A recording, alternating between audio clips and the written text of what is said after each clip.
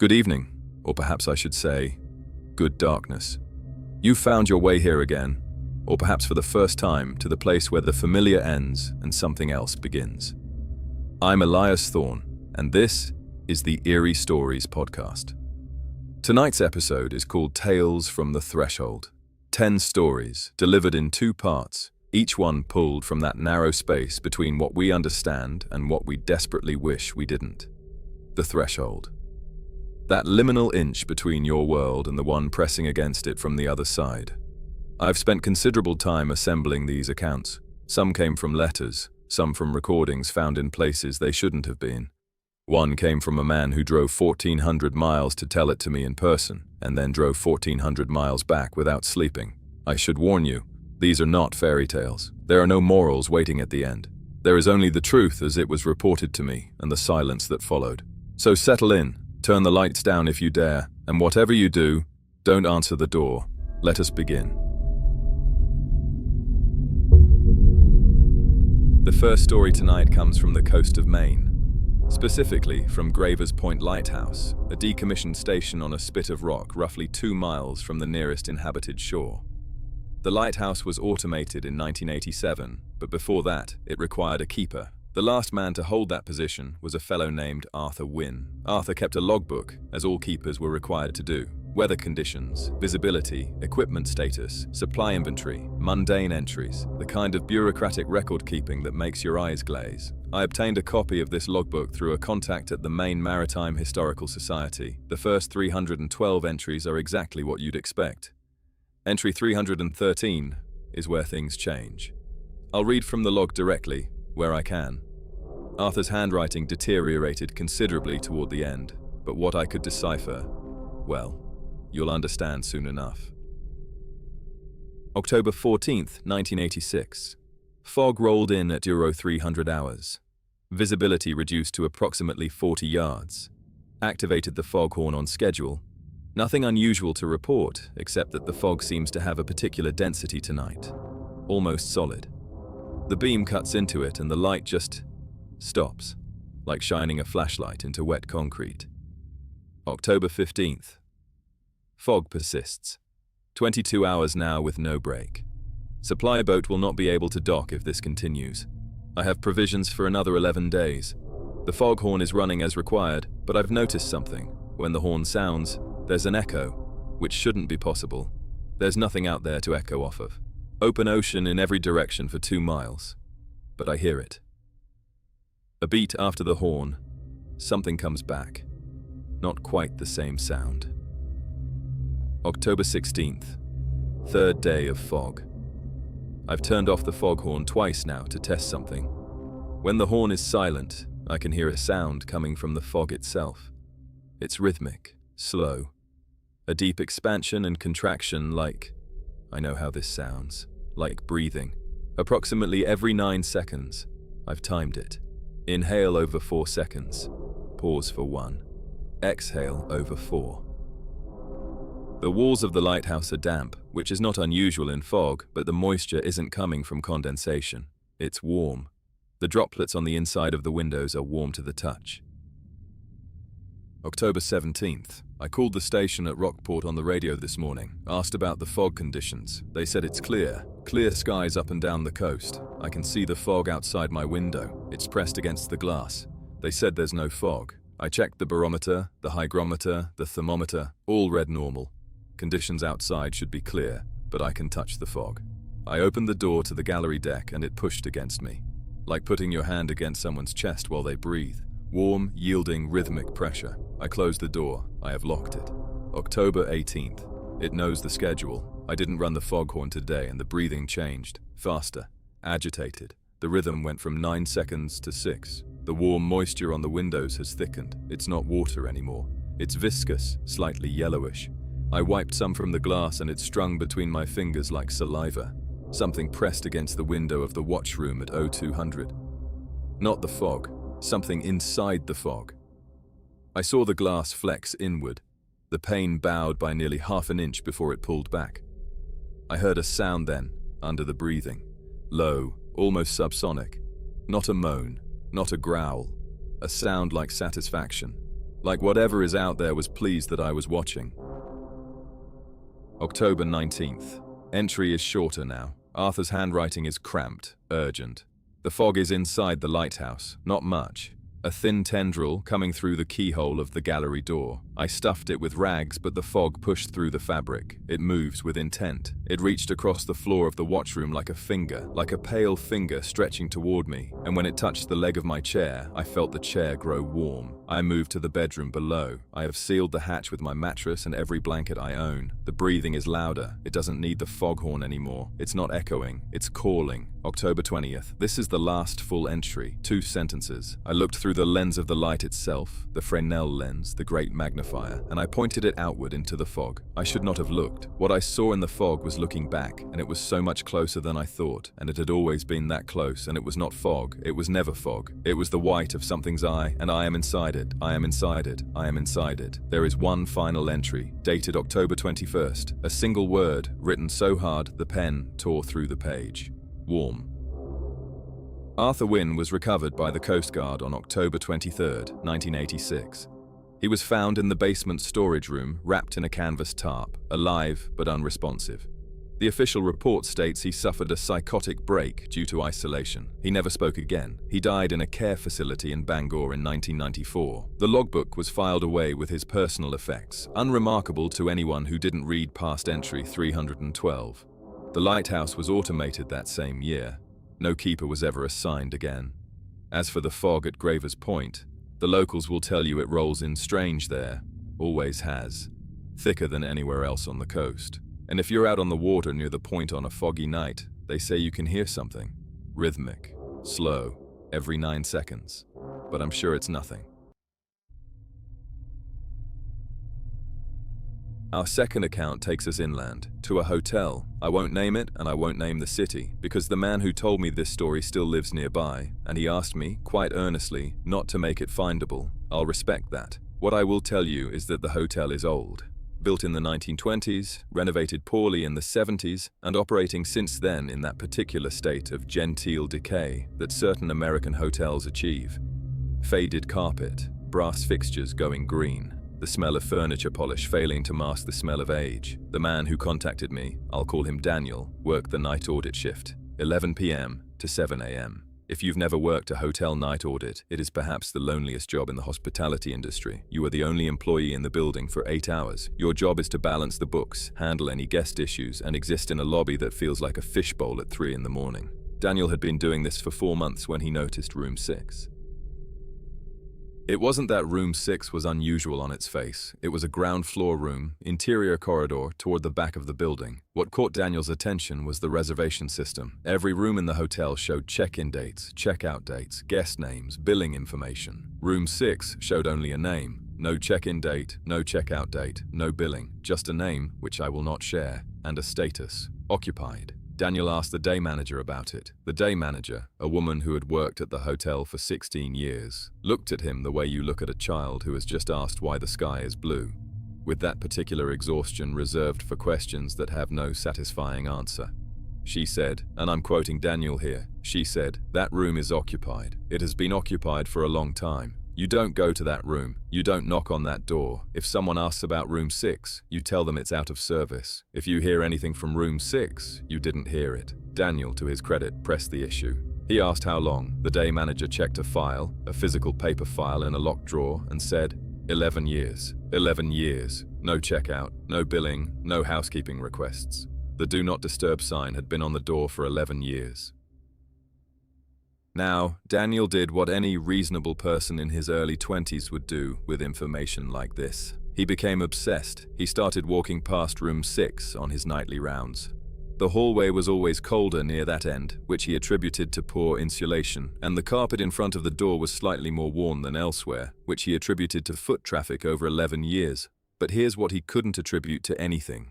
The light under the door was always on, a warm, steady light, like an incandescent bulb. Not fluorescent, not the blue-white of a television. A warm, golden glow, consistent, unwavering, at 2 a.m., at 4 a.m., at 6 a.m. Every night for the 3 months he watched it. And occasionally he heard movement, not footsteps, not voices. A sound he described to me as rearranging, like someone slowly, methodically moving furniture. Heavy things being dragged across carpet, but with a care and precision that suggested ritual, not renovation. It happened at the same time every night. 3:17 a.m. It lasted exactly 4 minutes. Then silence. Then the light would flicker once and return to its steady glow. Daniel lasted 7 months before he opened the door. He used the master key. He told me he waited until 3:15 a.m., reasoning that if the occupant was about to start their nightly rearranging, they'd be present, accounted for. He could look in and see them and finally put a face to 11 years of obsession. He opened the door at 3:16 a.m. The room was empty. That was the first thing. No person, no luggage, no personal effects. The bed was made with hospital corners, the way housekeeping does it, but the sheets were old, not dirty, not stained, just old. The kind of yellow-white that cotton achieves over years. The television was unplugged, the phone was off the hook, the receiver resting on the nightstand, and from it came a sound. Not a dial tone, not static. A sound like breathing, but mechanical, like a ventilator. Rhythmic and wet. But that's not what made Daniel quit his job. The furniture. Every piece of furniture in the room, the bed, the desk, the chair, the nightstand, the dresser, had been moved to the exact center of the room. Stacked. Carefully, impossibly stacked. The dresser on the bottom, then the desk, then the bed frame standing on its end, then the chair balanced on top, and the nightstand perched at the very peak. A tower of furniture reaching to the ceiling, balanced with an engineer's precision. And on every surface of this tower, on every inch of wood and laminate, someone had written a single word, over and over, in what Daniel said looked like pencil. The same word, thousands of times, covering every surface. Occupied. Daniel closed the door. He walked to the front desk. He clocked out. He never went back. He told me that the last thing he saw, as the door was swinging shut, was the light in the room. It had been on when he opened the door. Warm and golden and steady. But in the half-second before the door closed, it changed. It didn't turn off. It shifted. The warm golden light became something else, became colder, bluer, as if the source of the light had turned to look at him. The hotel is still operating. Room 6 is still occupied. The Do Not Disturb sign, I'm told, is still on the door, and if you walk past it late enough at night, you can still see the light underneath, warm and golden and steady, unless it knows you're watching. Story number 3 involves a man named Gerald Harwick. Jerry, to his friends, of which there were few, because Jerry's primary hobby was the kind that selects for solitude. He was a ham radio operator, licensed since 1965. He had a setup in his garage in suburban Ohio that would make a Cold War intelligence officer weep with envy. Receivers, transmitters, antenna arrays, oscilloscopes. He spent his evenings doing what ham operators do, scanning frequencies, making contacts, logging calls, and listening. Always listening. The thing about radio is this: we think of it as a technology, as a human invention. But radio waves are a natural phenomenon. They exist whether we harness them or not. Lightning produces radio waves. The sun produces them. Jupiter produces them. The universe is not silent. It is, in fact, screaming on every frequency simultaneously. We just built machines to hear it. And sometimes, those machines hear things we did not intend to find. On the night of March 8, 2019, Jerry was scanning the shortwave bands. This was routine. He'd done it 10,000 times. But on this night, at approximately 11:40 p.m., he picked up a signal on 6.215 megahertz. A voice, clear, professional, reading a weather report. Now, hearing a weather broadcast on shortwave is not unusual. What was unusual was the content. The voice, male, calm, with a slight Midwestern flatness, was reading conditions for March 8, 1973. Not 2019, 1973. High of 42 degrees in Columbus. Winds from the northwest at 12 miles per hour. Partly cloudy with a chance of snow showers after midnight. Jerry checked his equipment. No malfunction. He checked the frequency against his records. 6.215 megahertz had been assigned to a regional weather service relay station, WKBF, based in Dayton, Ohio. WKBF went off the air in November of 1973 when the relay was decommissioned. The transmitter was dismantled. The building was demolished in 1981. There was nothing on 6.215 MHz. There hadn't been anything on 6.215 MHz for 46 years, but there it was. The broadcast continued. It moved from weather to agricultural reports, soybean futures, wheat prices. The voice read them with the practiced boredom of a man who has read the same kind of copy 1,000 times. Jerry recorded everything, 14 minutes of broadcast, then static, then silence. He played it back. He analyzed the audio. The recording was clean, no artifacts, no degradation consistent with a bounced or reflected signal. It sounded local, it sounded live. It sounded like a man sitting in a broadcast booth in 1973, reading the weather, completely unaware that his station had been dark for nearly half a century. Jerry went back to 6:215 the next night. The broadcast was there. Same voice, but the date had advanced. March 9th, 1973. The same format, weather, agriculture, but this time, at the end, after the soybean futures, the voice paused. A long pause. Dead air, which any broadcaster will tell you is a cardinal sin. And then the voice said, "Good evening, Gerald." Jerry told me his blood went cold. His exact words, he said it was like someone poured ice water into his stomach. He almost pulled his headphones off, but he didn't, because the voice continued. It said, "Clear skies tomorrow in Columbus, high of 39, winds light and variable. And in Dayton, Gerald, it is going to rain." It rained in Dayton the next day. The forecast had not called for rain. No weather service predicted it, but it rained. A brief, unseasonable downpour at 2:17 in the afternoon that lasted exactly 11 minutes. Jerry checked. He drove to Dayton and checked. Every night after that, Jerry tuned in. The broadcast continued its march through March of 1973, day by day, but the voice increasingly broke format.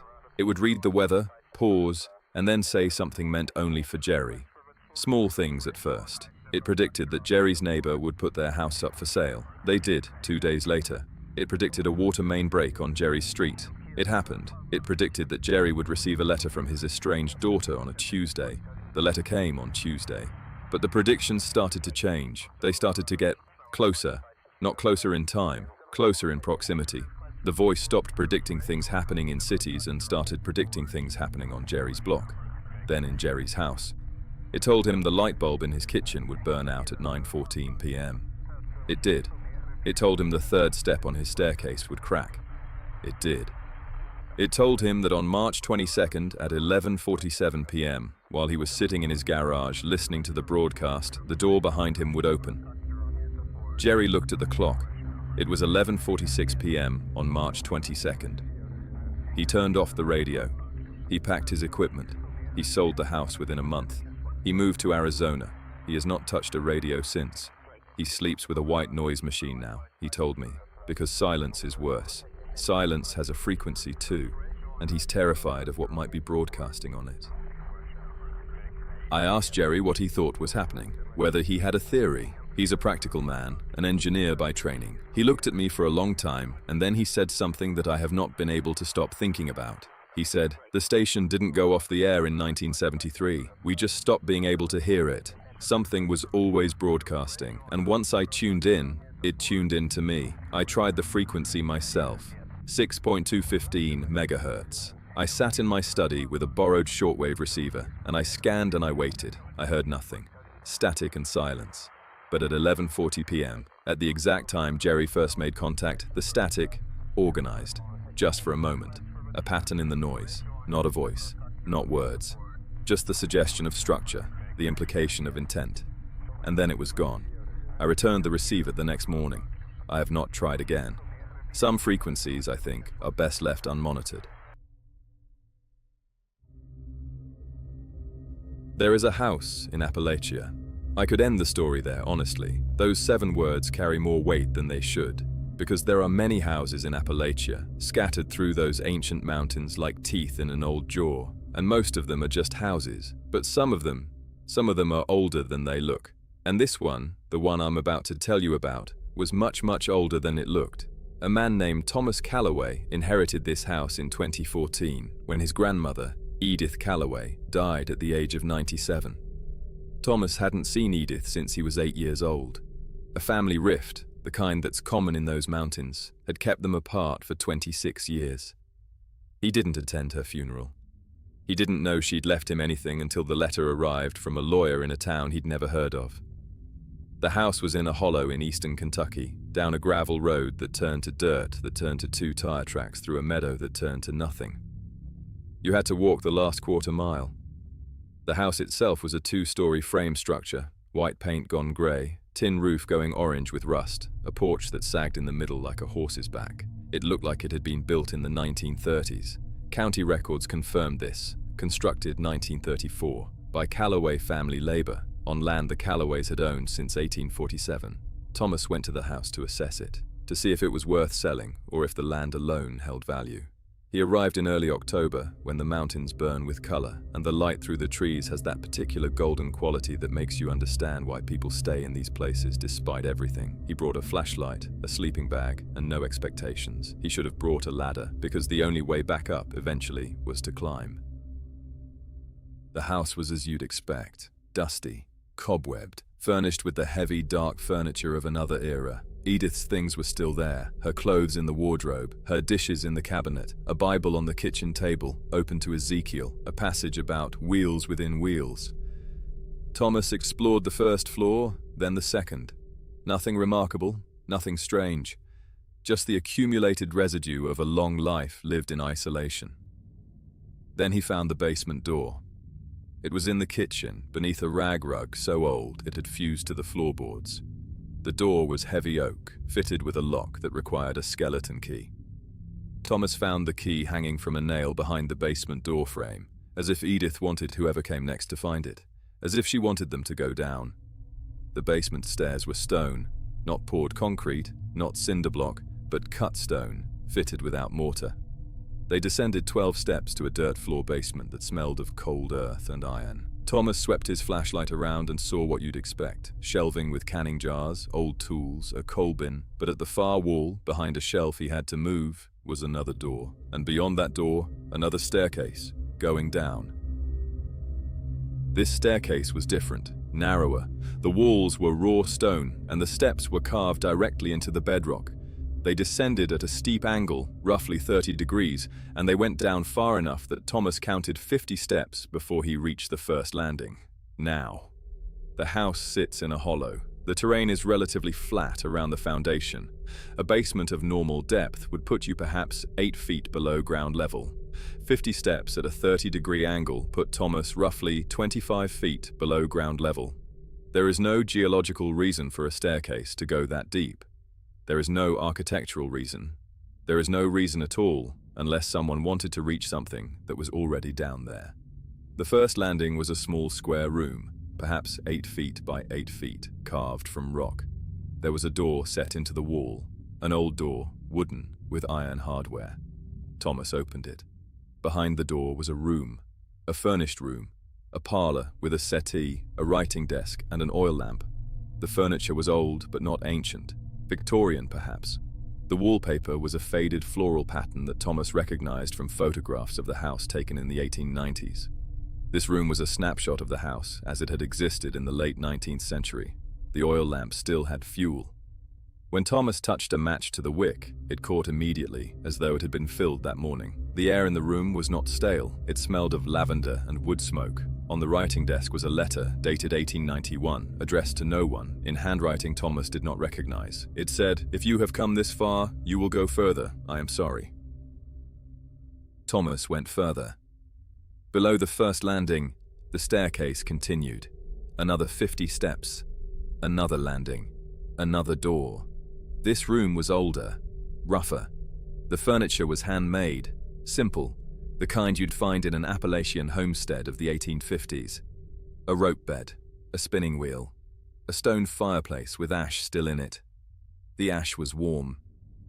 Thomas told me he stood in that room with his hand over the warm ash and understood, with a certainty he could not explain, that someone had been sitting by this fire very recently, that someone came down here regularly, that these rooms were not abandoned, they were maintained. By whom and how he could not fathom, but the evidence was undeniable. Warm ash, fresh lamp oil, air that moved as though ventilated by lungs. He went deeper, each landing, another door, each door, another room. each room older than the last. The third room was pre-colonial. Earthen walls, a fire pit, animal skins. The fourth room had no furniture at all, only marks on the walls, symbols carved into stone that Thomas photographed but could not identify. They were not any Native American petroglyphs he could find in reference books later. They were not any language he could cross-reference. A professor of archaeology at the University of Kentucky looked at the photographs and went very quiet and said they reminded him of something from a site in Turkey that was 9,000 years old, but it was the fifth room that stopped Thomas from going any further. The fifth landing was deeper than the others. The staircase between the fourth and fifth was longer, perhaps 80 steps, and the stone changed. It was no longer the sedimentary rock of the Kentucky hills. It was darker, denser. When Thomas touched it, it was warm, and it vibrated faintly, the way a pipe vibrates when water runs through it. A hum he could feel in his fingertips and his teeth. The door on the fifth landing was not wood, it was stone. A single slab of dark stone fitted into the wall with such precision that Thomas initially thought it was part of the wall itself. There was no handle. It swung inward at his touch, balanced so perfectly that a child could have opened it. The room beyond was vast. His flashlight could not find the far wall. The ceiling was high, vaulted, and covered in the same symbols from the fourth room, but here they were carved with a precision and depth that suggested not hand tools but something else entirely. The floor was smooth, almost polished, and in the center of the room there was a chair, a simple wooden chair, the same kind of chair you'd find on Edith's porch, a mountain chair, handmade from local wood. And on the chair was a folded quilt, and on the quilt was a note, in Edith's handwriting this time. Thomas recognized it from birthday cards she'd sent before the rift. The note said, "This is where I sat, every night for 60 years, listening. It speaks, Thomas. The mountain speaks, and now it knows you're here. Go back up, sell the land, pour concrete down the stairs, do not come back. I wasn't strong enough to stop listening. I pray you are." Thomas told me he felt the hum then, not just in the walls, in the air, in his chest, a sound below sound, a vibration that seemed to come from the rock itself, from somewhere far below the fifth room, from a depth that should not exist under a house in Kentucky, from a place where the mountain was not a mountain anymore, but something else, something that had been there before the mountain, before the rock, before anything. And it was aware of him, not watching, not listening, aware, the way the ground is aware of the weight that stands on it. Thomas left. He climbed the stairs, all 280 steps, and he emerged into the kitchen, and it was dawn, though he had gone down at noon and was certain he had been below for less than an hour. He drove home. He did not sell the land. He did not pour concrete down the stairs. He couldn't. He told me he dreams about the chair, about sitting in it, about how comfortable it looked, about how the hum, even in his memory, sounds like a song he almost recognizes. The house is still there. The door in the kitchen is still unlocked. And whatever is at the bottom of those stairs is still there, patient as geology, waiting for someone to sit down and listen. The last story in this first half comes from the road, and I should tell you up front, this one bothers me. The others, I can hold at arm's length. I can analyze them. The lighthouse keeper, the hotel room, the radio, the house in Kentucky, these have the quality of puzzles. Strange, unsettling puzzles, but puzzles nonetheless. Things that could, theoretically, be explained. The smiling woman does not feel like a puzzle. She feels like a warning. A long-haul trucker named Ray Campos contacted me through a mutual acquaintance in September of last year. Ray had been driving for 18 years. Cross-country mostly, the long runs, Chicago to El Paso, Memphis to Portland. The kind of routes that stretch time like taffy and turn the highway into a kind of trance. You stop seeing individual miles, you stop seeing individual hours. The road becomes a single continuous experience, and the only things that break it up are fuel stops, way stations, and the mile markers ticking past like a metronome. Ray was on I-40, heading west through New Mexico when he first saw her. It was around 2 in the morning, that dead stretch between Tucumcari and Albuquerque, where the desert is so flat and empty that your headlights feel like the only light source on the planet. He was passing mile marker 218 when his headlights caught a figure standing on the right shoulder, a woman. She was standing perfectly still, facing the highway, and she was smiling. Now, seeing someone on the shoulder of I-40 at 2 a.m. is unusual, but not unheard of. Breakdowns happen. people walk. But something about this woman made Ray's hands tighten on the wheel. She was wearing a pale dress, almost white, and she was standing with her arms at her sides and her chin slightly raised, and her smile was wrong. It was too wide. Not grotesquely so, not cartoonishly so, but just past the boundary of what a human face does when it's genuinely happy. It was the smile of someone who has been told what smiling looks like but has never felt the impulse. She looked directly at his cab as he passed. He checked his mirror. She was still there, still smiling, still facing the road. She hadn't turned to follow him. She was just facing the direction he was going. Ray told himself it was nothing. A stranded motorist, a hitchhiker, someone who smiles at 2 a.m. on the shoulder of a desert highway. These people exist. He drove on. 45 miles later, he saw her again. Mile marker 263. Same woman, same dress, same posture, same smile, but closer to the road. At mile marker 218, she had been standing on the shoulder, perhaps 3 feet from the white line. At mile marker 263, she was standing on the white line itself. 1 foot on pavement, 1 on gravel. And her smile was exactly the same. Not similar. Exactly the same. The same degree of width. The same exposure of teeth. The same angle of her chin. As if her face had been set in a position and left there. Ray was a practical man. A religious man, he told me, in the quiet way that truckers sometimes are. He said a prayer. He locked his doors, which were already locked, and he drove faster. Not dramatically faster, not panicking, just pushing the needle from 68 to 75, enough to feel like he was doing something. He passed her again at mile marker 291. She was standing on the center line, between the eastbound and westbound lanes of an interstate highway at 2:30 in the morning, and she was closer. Not closer to the road, she was already on the road, but closer to him in a way he couldn't articulate. Like the distance between the cab and the shoulder hadn't changed, but the distance between him and her had shrunk. As if distance itself was being measured differently now. Her smile had not changed. Her eyes were open, and they caught his headlights, and they did not reflect. Human eyes reflect light. Hers absorbed it. Ray called his dispatcher.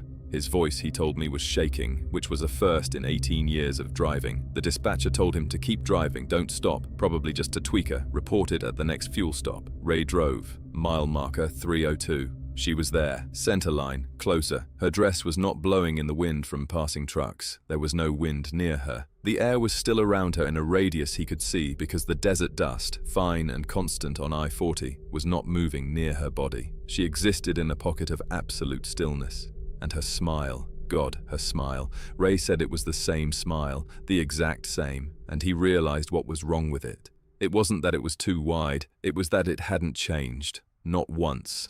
Not a millimeter. In 4 sightings across 84 miles, her expression had not shifted by a single muscle fiber. Human beings cannot do that.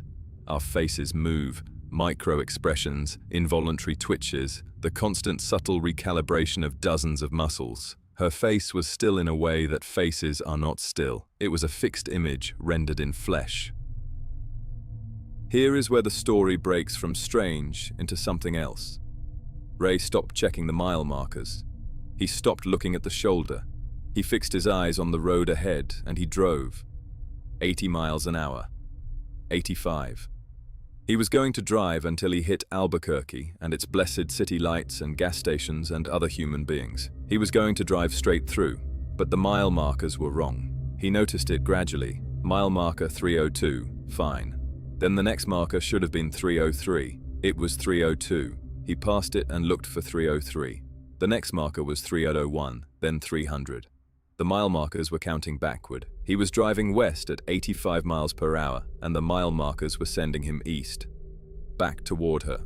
Back toward mile marker 218, where he'd first seen her. As if the road itself had curved, invisibly, imperceptibly, back on itself.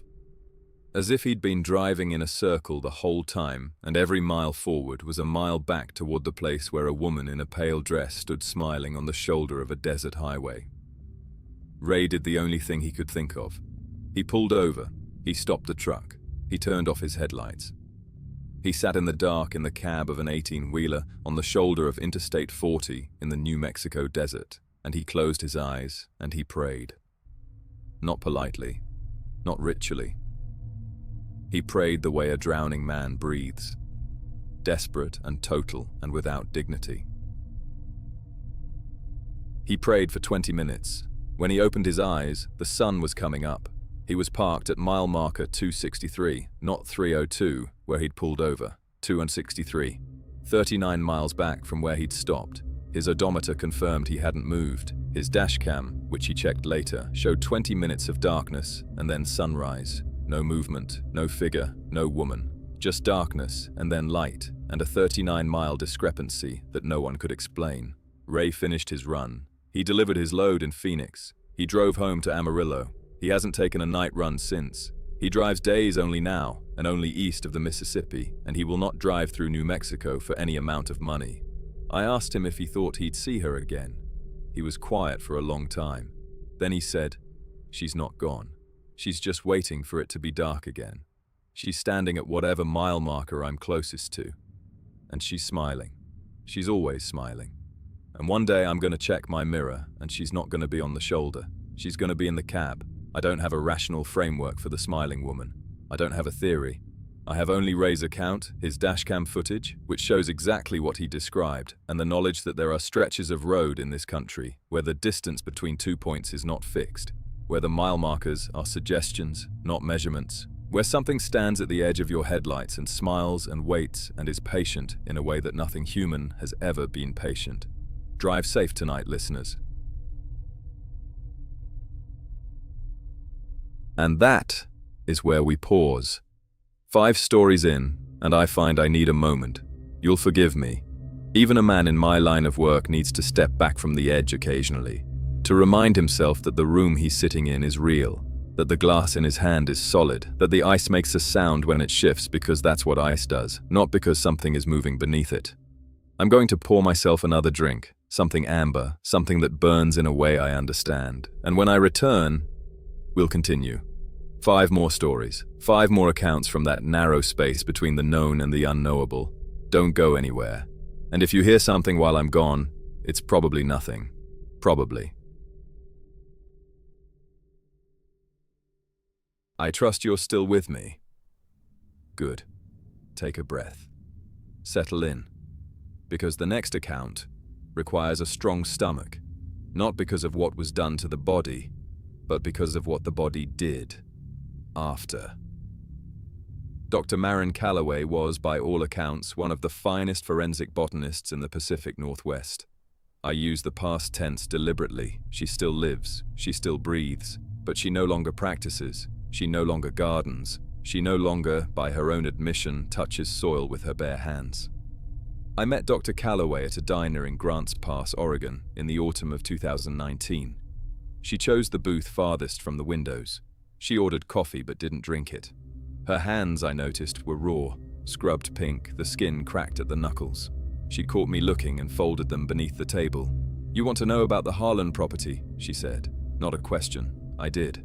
The Harlan property sits on 47 acres of unincorporated Jackson County, south of the Rogue River. In March of 2018, a hiker's dog unearthed a human femur at the edge of a clearing. The subsequent investigation identified the remains as belonging to a man named Dale Whitfield, reported missing 11 months prior. Cause of death: blunt force trauma to the occipital bone. The suspect, Dale's brother-in-law, was arrested within the week, but the body was not the strange part. Dr. Calloway was called in to assist with the recovery because of the vegetation. The plants growing over and through the burial site were behaving in ways that, as she put it, violated every principle of botany I'd spent 20 years learning. The growth pattern, that's where it started. Plants don't grow in the shape of what's beneath them. Roots seek water, nutrients, paths of least resistance. They don't trace outlines, they don't map anatomy. But on the Harlan property, they did. Wild chamomile had grown in a precise silhouette of the body below. Not approximately, not suggestively, precisely. The stems followed the line of the spine. Branches forked where the ribs separated, and at the skull, 2 flowers had bloomed in the exact position of the eye sockets. California poppies, bright obscene orange against the white chamomile, like a face staring up through the earth. Dr. Calloway documented everything. She had to. She was a scientist, and scientists document. But she told me her hands were shaking by the second hour. It wasn't just the shape, she said, leaning forward, her voice dropping. It was the timing. Chamomile doesn't bloom in March, not in southern Oregon, not even close. And the poppies, those were summer flowers. They had no business being there, but there they were, perfect, alert, like they'd been waiting. The excavation team removed the body over 2 days. Standard forensic recovery. Grid by grid, layer by layer. And as they removed each section of remains, Dr. Calloway observed something that she initially attributed to coincidence, then to error in her notes, and finally, to something she couldn't name. The plants were still growing. Not residual growth, not the slow unfolding of buds already formed. Active, visible growth. She set up a time-lapse camera on a tripod, the kind she used for documenting decomposition studies. In 12 hours of footage, you can watch the chamomile stems extend by nearly 4 inches, toward the space where the body had been, reaching for it. Reaching, that was her word. I asked her if she was being metaphorical. She looked at me the way you look at someone who's just asked where the fire is hot. I know what reaching looks like, she said. I've watched thousands of plants grow. They reach for light, they reach for water. These were reaching for where the body had been. And when the body was gone, fully excavated, taken to the medical examiner, the plants stopped. Stopped. Not died, not wilted, stopped, mid-reach. Frozen in configurations that defied gravity and growth patterns. Stems curved at angles that should have snapped them.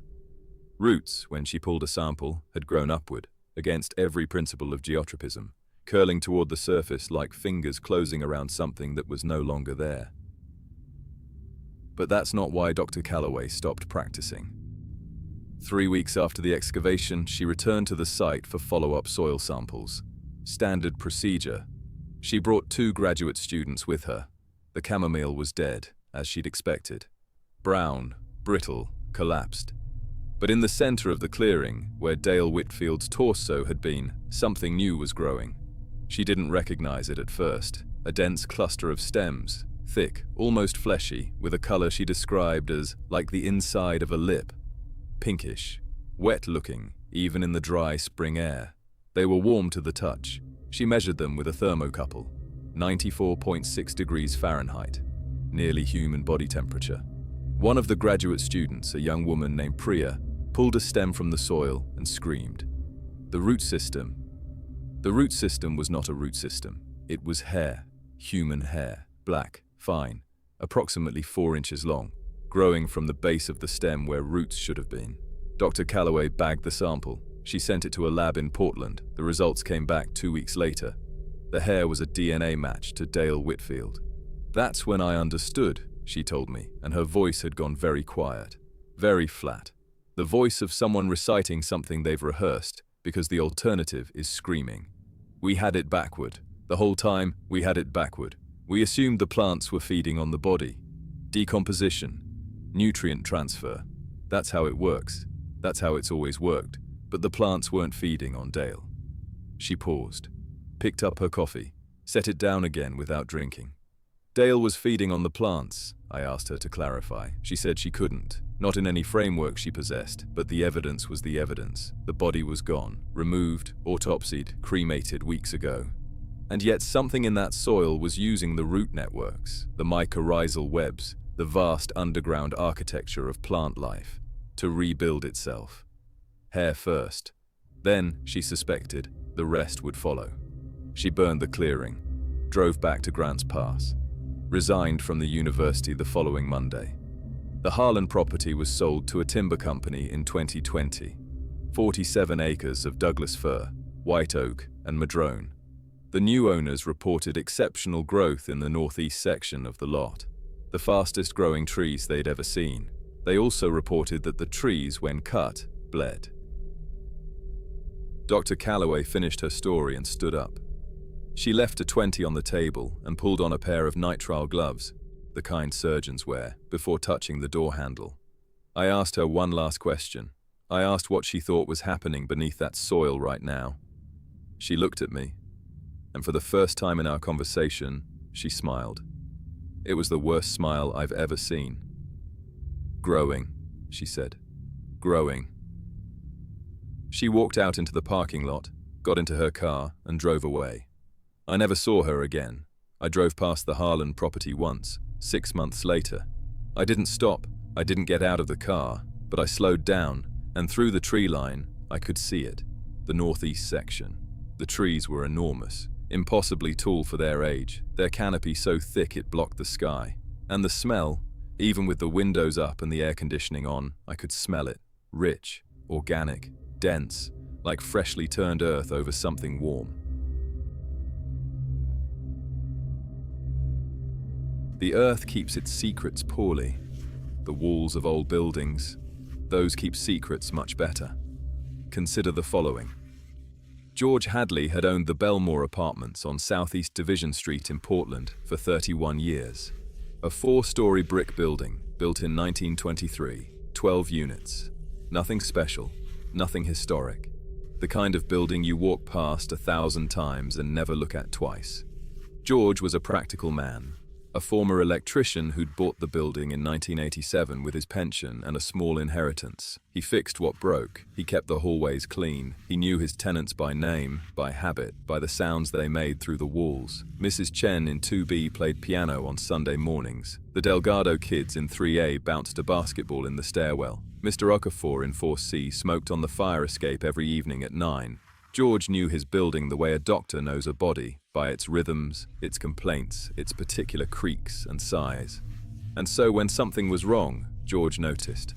Unit 1D had been vacant for 3 months when the man arrived, November of 2016. George was in the lobby sorting mail when the front door opened and a man stepped in. Average height, average build, wearing a dark coat, the kind of dark where you can't quite tell if it's black or very deep blue or brown. The kind of dark that doesn't hold detail. The man said he was interested in 1D. His voice was, George struggled to describe it to me. Normal, he said. Completely normal. That's what bothered me later. It was so normal it was like a recording of what a voice should sound like. The man paid 6 months in advance. Cash. $12,000 in $100 bills, counted out on George's kitchen table with hands that George later realized he could not remember the size or shape of. No credit check, no references. The man filled out an application. George still had it when I spoke to him. In handwriting so generic it looked machine printed. Name, Martin Ellsworth. Previous address, left blank. Emergency contact, left blank. George gave him the key. The man walked down the hallway to 1D, unlocked the door, stepped inside and closed it behind him. George never saw him again. The complaint started within the week. Mrs. Chen, directly above in 2B, heard sounds at night. Not loud, not dramatic, just wrong. She described them as someone dragging something heavy across the floor, very slowly, back and forth. Always between 2 and 4 in the morning. Always the same rhythm. Back and forth, back and forth. Mr. Yates in 1C, the unit sharing a wall with 1D, heard something different. Scratching. Faint at first, then louder. Persistent. Like an animal trapped in the wall, he said. Except it didn't sound frantic. It sounded methodical, patient. The scratching moved. Monday, it would be near the floor. Tuesday, at waist height.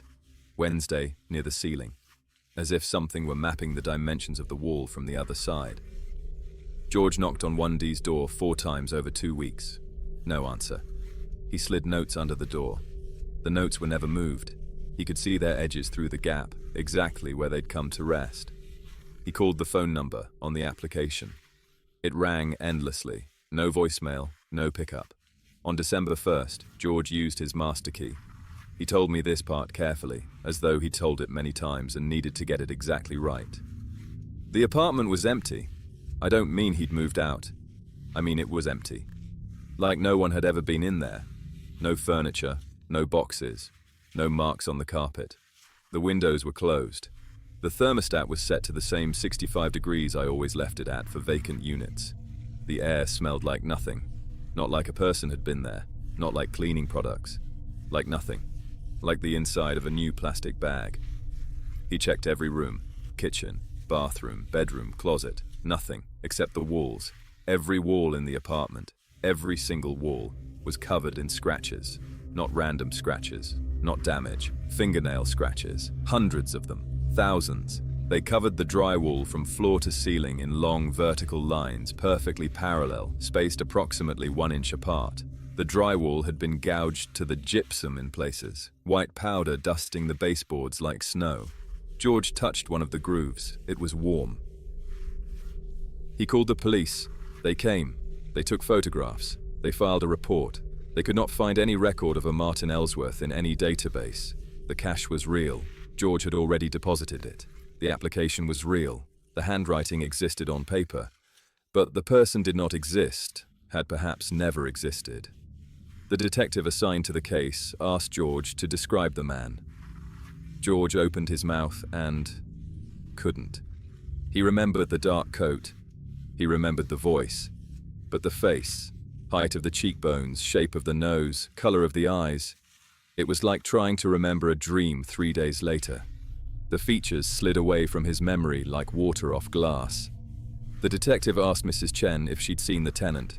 She had, once, in the hallway. She couldn't describe him either. "He had a face," she said. "I remember that he had a face." That was all. George repaired the walls. It took him 2 weekends, patching, sanding, painting. He put the unit back on the market. He tried to forget about it. 3 weeks later, Mr. Yates in 1C knocked on George's door at 6 in the morning. His face was grey. He led George into his apartment and pointed at the bedroom wall. The wall that shared a boundary with 1D. Scratches. The same scratches. Vertical lines, floor to ceiling, perfectly parallel. They hadn't been there the night before. Mr. Yates was certain. He'd hung a mirror on that wall. It was now on the floor, face down, and behind where it had hung. Dozens of deep, deliberate grooves. George went back into 1D. The walls he'd repaired were scratched again. Every surface. As though something had been working all night, running its fingers, if they were fingers, down the walls in those long, patient, parallel lines. The scratches spread.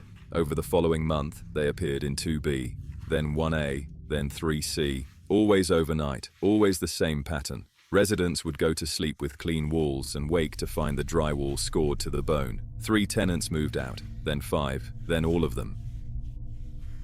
George sold the Belmore Apartments in the spring of 2017 to a development company that planned to gut the building and convert it to condominiums. The renovation crew lasted 2 weeks. The foreman, a man named Rick Estes, who I tracked down working a job in Salem, told me that they'd torn out the drywall in every unit on the first floor and found something behind it. Between the drywall and the brick exterior, in the space where insulation should have been, the bricks were scratched. The same pattern, vertical lines, parallel, covering every inch of the interior brick surface. But the bricks were original, laid in 1923. And the scratches, an engineer confirmed this, the scratches were old, decades old. The mortar dust had calcite deposits consistent with the scratches having been made long before the drywall was ever installed over them. Something had been scratching inside those walls for nearly a century. The development company halted the renovation. The building sits empty now. I drove past it last year. The ground floor windows are boarded. The fire escapes are rusted. A chain-link fence surrounds the lot. But as I sat in my car, engine idling, I noticed something. The plywood over the nearest window, Unit 1D's window, had marks on it. Faint, fresh, pale lines scored into the wood. Vertical, parallel, patient. Whatever lives inside the Belmore Apartments, whatever Martin Ellsworth was, or wore, or pretended to be, it never left. It was never a tenant. It was never a man. It is the building, and it is still scratching. Some horrors are vast, geological, architectural, but the most dangerous ones are small, domestic, the ones that find you in your own home, in your daughter's bedroom, in a book you should never have opened. I want to tell you about a man named Daniel Voss, and I want to tell you about the book he found, and I want to tell you exactly what happened the night he read it to his daughter, Lily. But I need you to understand something first. I have investigated hundreds of accounts over the course of my work. I have spoken to people who have witnessed things that defy categorization. I have maintained my composure. I have maintained my distance. But this one I carry with me. This one I think about at night. Because the horror of what happened to Daniel Voss is not that something came for him from outside. It's that something was already written, before he lived it. Daniel was 34, a high school history teacher in Medford, Oregon. His wife, Sarah, was a nurse who worked night shifts 3 days a week. On those nights, bedtime duty fell to Daniel. Bath, pajamas, teeth, story, lights out. His daughter Lily was 4 years old. She had a birthmark on her left wrist shaped, as Daniel described it, like a little crescent moon. In October of 2021, Daniel was cleaning out the attic of their rented house, a 1940s Craftsman on Holly Street, when he found a box the previous tenants had left behind, mostly junk, old magazines, broken Christmas ornaments, a set of warped Tupperware. But at the bottom, wrapped in a pillowcase, was a book, leather-bound, no title on the cover, no author name, no publisher's mark on the spine. The leather was old, dark brown, supple, with a faint smell that Daniel described as not unpleasant, like a very old library, but underneath it, something else, something sweet, almost biological. The pages were thick, cream-colored, with a slight texture. The text was printed, not handwritten, in a serif font he didn't recognize, with no page numbers. He flipped through it casually. It appeared to be a children's story. Illustrations, simple, ink drawn, showed a father and a young girl in what appeared to be a bedroom. The text was gentle, warm, a bedtime story. He brought it downstairs. That night, with Sarah at the hospital, he decided to read it to Lily. Lily was already in bed when he came in with the book. Her room, I've seen photographs, was small, lavender walls, a white bookshelf, a nightlight shaped like an owl plugged into the outlet by the door, and on the ceiling, directly above the bed, a crack in the plaster. Not large, maybe 8 inches, shaped, if you looked at it right, like a crooked finger. Daniel sat on the edge of the bed. Lily pulled the covers to her chin. He opened the book. Once upon a time, he read, there was a father who loved his daughter very much. Every night, when the mother was away, the father would sit on the edge of the bed and read his daughter a story. Lily smiled. That's like us, Daddy. Daniel smiled back. He kept reading. The father's name was Daniel. The daughter's name was Lily. She had a birthmark on her left wrist shaped like a little crescent moon. Daniel stopped. He looked at Lily's wrist, the crescent moon birthmark. He looked back at the book. He told me, and his voice was very steady when he said this, the steadiness of a man who has learned to speak about this without shaking. He told me that he almost closed the book right then. Almost. But the rational mind is a persistent thing. Coincidence, he thought. Common names. Common descriptions. He kept reading. Lily's room had lavender walls and a white bookshelf. An owl nightlight glowed by the door, and on the ceiling, directly above her bed, there was a crack in the plaster shaped like a crooked finger. Daniel looked up at the ceiling. The crack. 8 inches. Crooked finger. His hands were trembling now, he told me. But Lily was watching him, waiting, and he, God help him, he turned the page. The father read from a beautiful old book he had found in the attic, wrapped in a pillowcase. The leather smelled like an old library. The pages were thick and cream-colored. And as he read, the father began to realize that the story in the book was about him, about his daughter, about this very night. Daniel closed the book, gently, carefully, as though it was something that might bite. "Why'd you stop, Daddy?" Lily asked. "That's enough for tonight, sweetheart." He kissed her forehead, turned on the owl nightlight, walked out, closed the door, and then he stood in the hallway and opened the book again. Because he had to know. The rational mind, the teacher's mind, the historian's mind, demanded he look. He needed to see where the story diverged from reality, where it became fiction, where the coincidences ended. He turned to where he'd left off. The next passage read, The father closed the book and kissed his daughter's forehead. He turned on the owl nightlight and walked into the hallway. And then, because he had to know, he opened the book again. Daniel felt something he described to me as the floor dropping out from under the world. Not fear, exactly. Something before fear, something beneath it, the recognition that the ground you're standing on is not ground.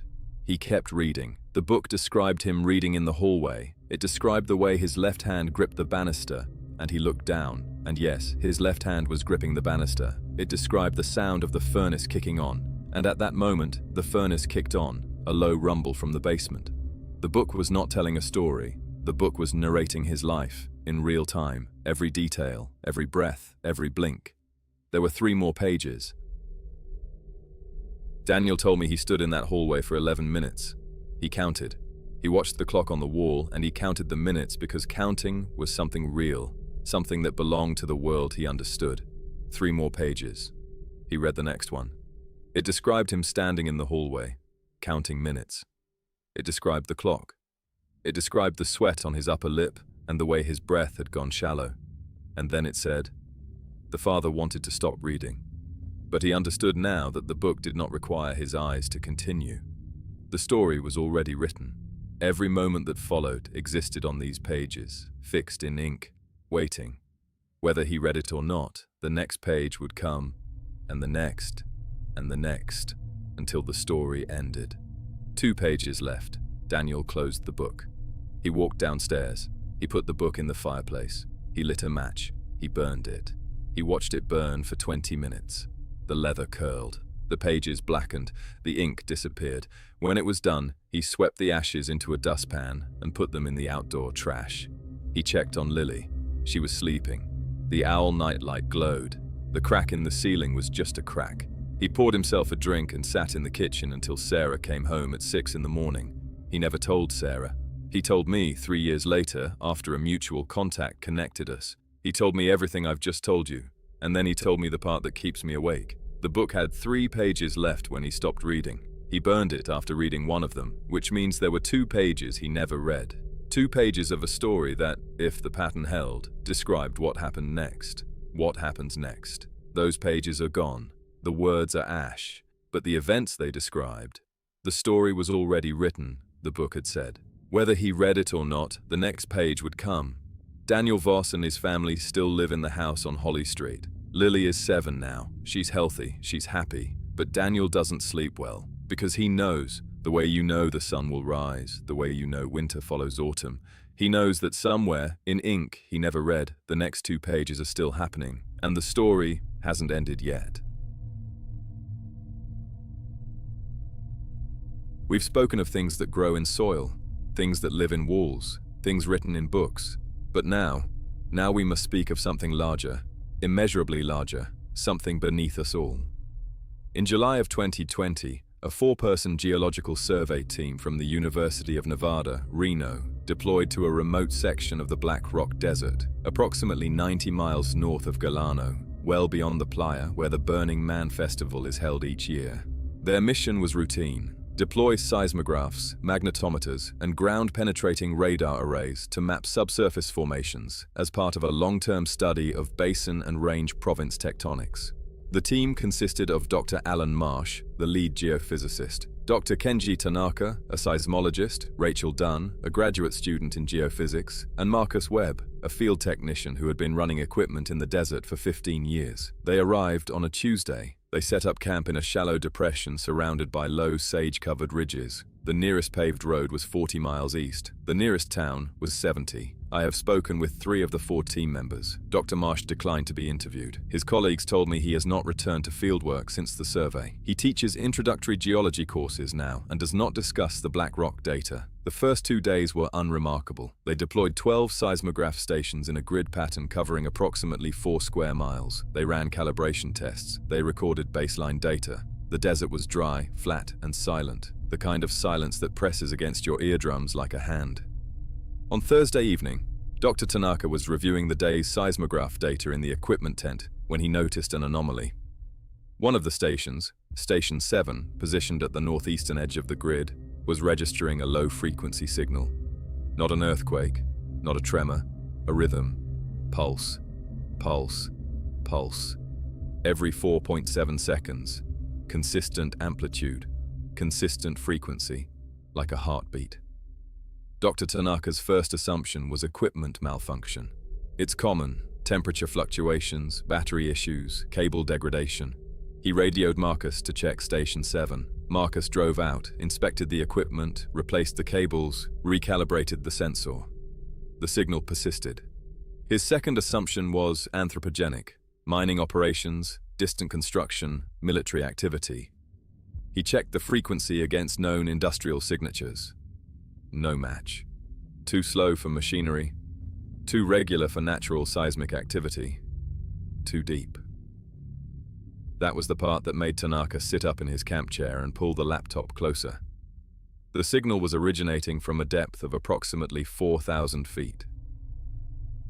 4,000 feet beneath the Black Rock Desert, something was pulsing with the regularity of a metronome. By Friday morning, all 12 stations were registering the signal. It had spread, or rather, as Dr. Tanaka explained to me, it had always been there, but the other stations were now sensitive enough to detect it. The signal was not localized to a single point. It was distributed across the entire grid. Whatever was producing it was not a point source. It was massive. Dr. Marsh ran the ground-penetrating radar. At 4,000 feet, the radar returns showed something. Not rock, not void. A density anomaly. An object or formation that reflected radar waves differently than the surrounding basalt and sedimentary layers. The shape was irregular but roughly ovoid. The dimensions, extrapolated from the radar cross-section, were approximately 1,200 feet long by 800 feet wide, the size of 6 football fields. And it was moving, not laterally, vertically, rising. Rachel Dunn was the first to notice. She was monitoring the depth readings over a 6-hour window and plotting them against time. The object, the formation, the anomaly, whatever word you want to use, was shallower at noon than it had been at 6 in the morning. By 47 feet in 6 hours, nearly 8 feet per hour, slowly, patiently, rising through 4,000 feet of solid rock and compressed sediment the way a bubble rises through tar. Dr. Marsh rechecked the calculations. He recalibrated the instruments. He ran 3 independent verification methods. The numbers held. Something vast, something 800 feet wide and 1,200 feet long, was ascending toward the surface of the desert at a rate of approximately 8 feet per hour. At that rate, it would reach the surface in approximately 21 days. Friday night was when the team first felt it. Rachel described it as a vibration in her sternum, not heard, not even felt in the traditional sense, but present. A pressure, a subsonic hum that lived in the chest cavity and made her teeth itch. Marcus, more blunt, said it felt like sitting on a washing machine during the spin cycle, except the vibration came from below and you couldn't get away from it. They were standing on it. Whatever it was, they were standing directly above it. The camp was quiet that night. No one slept well. Rachel told me she lay in her sleeping bag and felt the ground beneath her back pulse, 4.7 seconds between each beat. And she thought about whales. About how whales sleep vertically in the ocean, drifting upward. And she thought about something the size of a city block, drifting upward through stone. And she had to unzip her tent and stand outside in the cold desert air because the sleeping bag felt too much like being held. By Saturday morning, the anomaly had risen another 62 feet. The rate was increasing. Dr. Tanaka deployed 3 additional seismograph stations in a tighter ring. The data they returned was... I want to be precise here because Tanaka was precise, and precision mattered to him. He said the signal had developed harmonics. The original 4.7-second pulse was still there, but now there were secondary frequencies layered over it, higher pitched, faster, like the original rhythm was a heartbeat, and now something was breathing. Pulse and breath. Pulse and breath. Marcus Webb, the field technician, a man who had spent 15 years in the desert, who had weathered sandstorms and rattlesnake encounters and equipment failures without complaint. Marcus walked to the edge of camp, looked out at the flat, cracked playa stretching to the horizon, and said, "We need to leave." Dr. Marsh said no. The data was unprecedented. They needed more readings. They needed to characterize the anomaly fully before reporting it. Marcus looked at him and said something that Dr. Tanaka later repeated to me verbatim. "Alan, it knows we're here."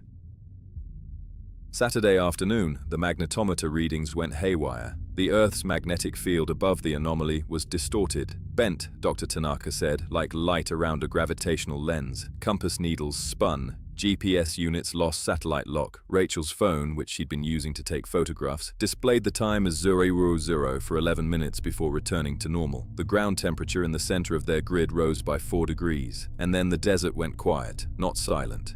Quiet. The distinction matters. The desert is never truly silent. There's always wind, insects, the thermal cracking of rocks. But on Saturday at 3:14 in the afternoon, every sound stopped simultaneously.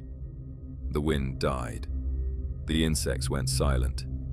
Even the sage seemed to stop rustling, as though the desert itself were holding its breath. Rachel was standing in the open when it happened. She told me the hair on her arms stood up.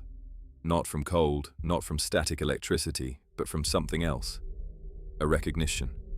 A biological alarm buried so deep in the human genome that it has no name. The awareness that something enormous is paying attention to you.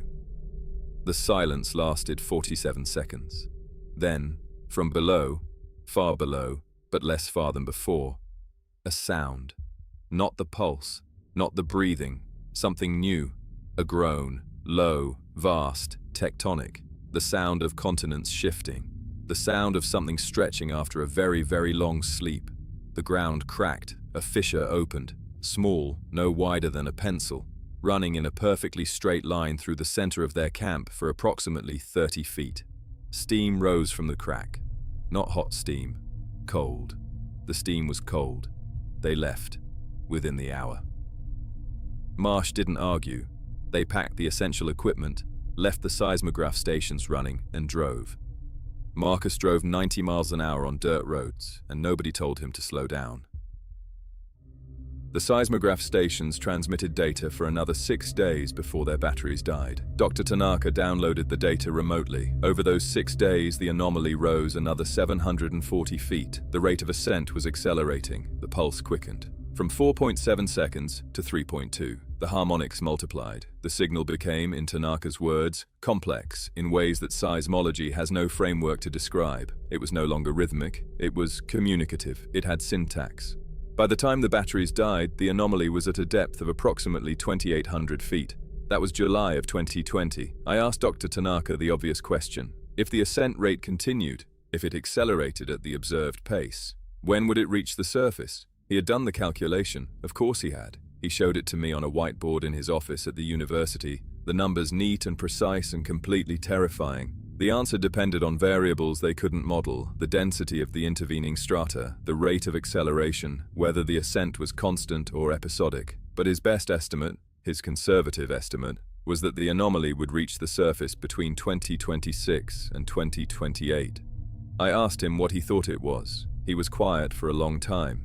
He stared at the whiteboard. Then he said, "There's a concept in geology called a diapir, a mass of buoyant material, salt, magma, that rises through denser surrounding rock. It's a well-understood process. It takes millions of years. What we recorded in the Black Rock Desert was rising at 8 feet per hour. That's not a diapir. That's not a geological process. That's..." He trailed off. Started again. "I've spent my career studying the Earth, studying what's beneath us. I always thought of the subsurface as dead, inert, rock and heat and pressure, all the way down. But what if it's not? What if something down there is alive? Not alive the way we understand life. Alive the way the ocean is alive. Vast, patient, aware in some way we can't comprehend.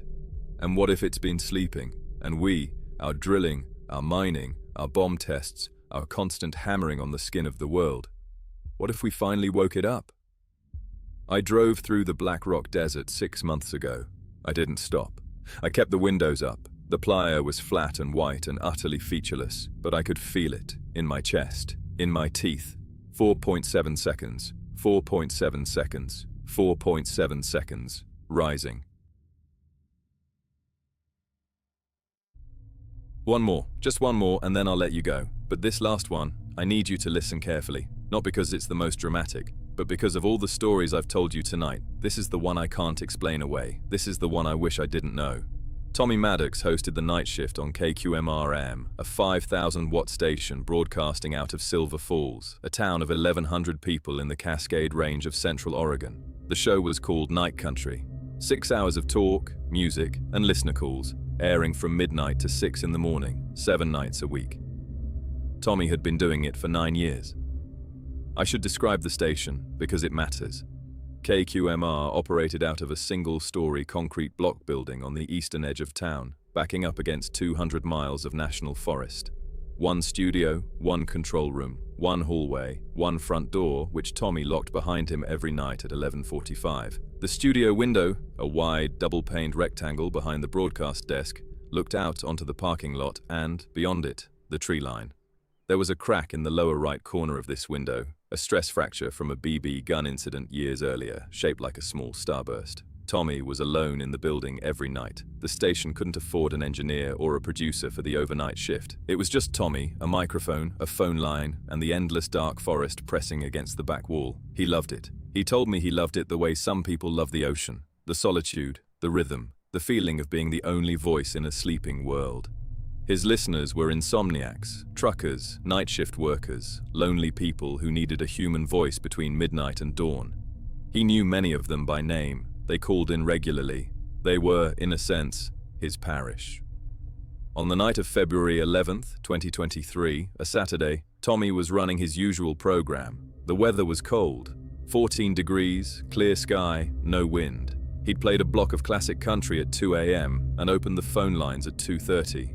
3 callers came in, regular Larry from Bend, who wanted to talk about the Trailblazers, a trucker named Diane passing through on Route 20 who requested a Patsy Cline song, a teenager named Marco who couldn't sleep and just wanted to chat. Tommy closed the lines at 3:15. He put on a long music set, 40 minutes of album tracks, and leaned back in his chair. He was wearing a grey flannel shirt over a black t-shirt, jeans, and boots. On his desk, a thermos of coffee, a dog-eared copy of a Larry McMurtry novel, a ballpoint pen, and a small framed photograph of his late mother. At 3:52 a.m., the phone line lit up. One more caller. Tommy almost didn't take it. He was minutes from the 4 o'clock news break and he was tired, but the line was blinking, and Tommy was the kind of man who answered when people called.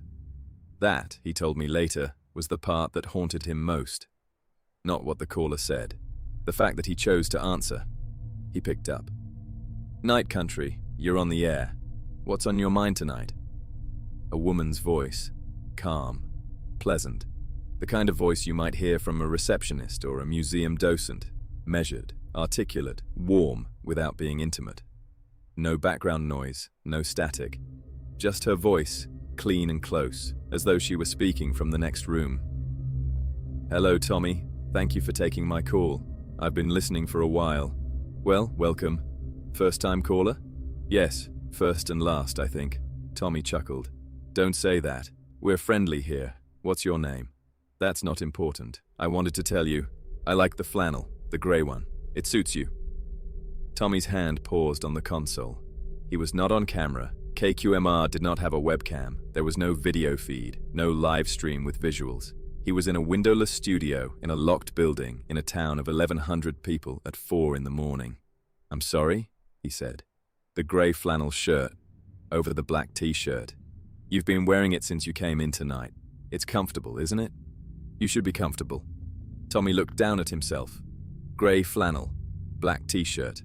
"Ma'am, are you... Do I know you? Were you at the station earlier?" "No, Tommy. I've never been inside your station. But I can see you. I can see you very clearly." His scalp prickled. He told me this. The exact sensation. Not a chill. A prickling, like every hair follicle on his head activated at once. He looked at the studio window behind him. Dark parking lot. Dark trees. Nothing. "That's quite a claim," he said, keeping his voice steady for the listeners. "You sure you're not pulling my leg? The thermos is silver with a black lid. The book on your desk, you're about halfway through it. And the photograph... The woman in the photograph has your eyes, Tommy. Your mother, I think. She was beautiful." Tommy reached for the phone disconnect. His hand was shaking, but he didn't press it. Later, he couldn't explain why. Some part of him needed to hear what came next. Some part of him was already past the point of hanging up. "Who are you?" he whispered. "I told you. That's not important. What's important is that I can see you, and you can't see me. And that changes everything, doesn't it? The whole shape of the night changes when you realize you're being watched. Where are you calling from? Nowhere you'd find on a map. How can you see me? How can you—" "The crack in the window, Tommy. The one behind you. Lower right corner. Shaped like a little star. I can see that too." He turned. The window was behind him and to the right. The crack was there. The starburst. He'd looked at it 1,000 times. But now it seemed different. Not a crack, but an eye. A pupil. Something looking through. "There's nothing out there," he said, more to himself than to her. "You're right. There's nothing out there. I'm not out there." "Then where are you?" "I'm where I've always been, Tommy. I'm on the other end of the line. I'm in the frequency. I'm in the space between the signal and the silence. You've been broadcasting into the dark for 9 years. Did you ever wonder what's in the dark listening? Did you ever wonder what you were feeding, night after night, with your voice?" Tommy's mouth was dry. The on-air light was still glowing red. Every insomniac, every trucker, every lonely soul tuned to KQMR was hearing this. "What do you want?" he asked. "I want you to understand something. You are not alone in this building. You have never been alone in this building. Every night for 9 years, I have been here, in the hum of the equipment, in the static between songs, in the breath you hear when the phone lines are dead, and you think it's just feedback. That's not feedback, Tommy." He could hear it now. In the studio monitors, a faint rhythmic sound beneath the broadcast signal. In, out, breathing. "That's me," she said. "Why tonight?" Tommy asked, and his voice was barely a voice now. It was the sound of a man trying to hold the edges of himself together. "Why are you telling me this tonight?" "Because tonight is the last night, Tommy. After 9 years, I'm full. You've been so generous. Every story, every laugh, every song you played because a lonely person asked for it. Every night you sat in this room and poured yourself into the microphone. I've been drinking it in, all of it, and now I'm done." "Full," he repeated. "Full of what?" "Of you." The lights in the studio flickered. Not dramatically, not the horror movie strobe. Just a gentle dimming, like a pulse, like the building itself was breathing. "There's one more thing I want to tell you," the woman said. "And then I'll let you go. I'll let you go and I'll never call again, and you'll spend the rest of your life wondering if this was real. But before that..." Her voice dropped. Not in volume, in register, lower, closer, as though she had leaned in. "I want to tell you about what's standing behind you right now." Tommy did not turn around. He told me this. He did not turn around. "It's tall," she said. "Taller than a person should be. It has to stoop a little because of the ceiling tiles. It's been standing there since the beginning of this conversation. It's standing very, very still. It doesn't breathe the way I do. It doesn't need to. It just stands and watches and waits." "There's nothing behind me," Tommy whispered. "You're right," she said. "There's nothing behind you. That's exactly what it is.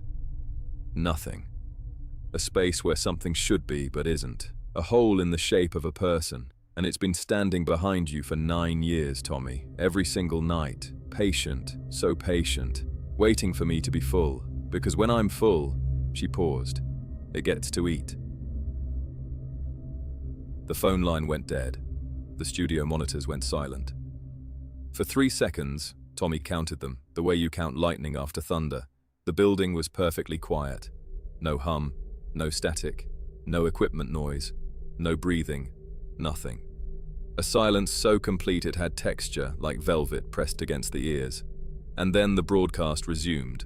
The music came back, the light steadied, the equipment hummed to life as though nothing had happened.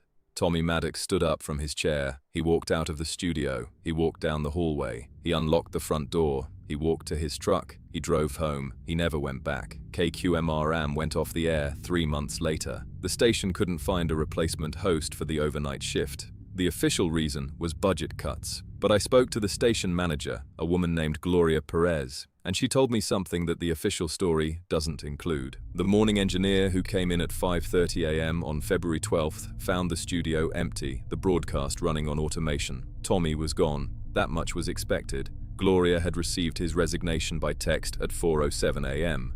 3 words, "I am done." But the studio was not right. The chair was pushed back from the desk. The thermos was knocked over, coffee pooled across the console. The book was on the floor, and behind the broadcast chair, directly behind it, between the chair and the wall, the carpet was worn. Not stained, not torn, worn. As though something very heavy had stood in that exact spot for a very long time. The carpet fibers were compressed flat, the padding beneath permanently deformed in 2 shapes that might have been footprints, if footprints could be that long and that narrow. The morning engineer measured them, 23 inches from heel to toe. I called Tommy Maddox to verify this story. He lives in Arizona now. He doesn't listen to the radio. He doesn't stay up past dark. He answered my questions in a voice that was flat and careful and very, very tired. I asked him the last question, the one I always ask. I asked him what he believes happened. He was quiet for a long time. I could hear the desert wind on his end of the line. Then he said, "I think there are things that live in the frequencies we broadcast. In the AM band, in the static, in the dead air between stations. I think they've always been there. I think they feed on human voices the way some deep-sea creatures feed on the organic matter that sinks down from the sunlit world above. We're not talking to each other when we broadcast. We're calling down into the dark. And sometimes, something answers." He hung up. I sat with the phone in my hand for a long time after that. My office was quiet, the kind of quiet that presses against your eardrums. And I noticed, I wish I hadn't, but I noticed that the silence in the room wasn't quite empty. Somewhere, just beneath the threshold of hearing, something was breathing. In, out, in, out. I turned off my desk lamp and sat in the dark, and I listened, and I absolutely did not turn around. And there, we stop. For tonight, at least. 10 thresholds, 10 doorways you can never quite close again. I warned you at the beginning. I always warn you that these stories change the way you listen to silence. The way you look at soil, at walls, at the books on your shelf, at the ground beneath your feet.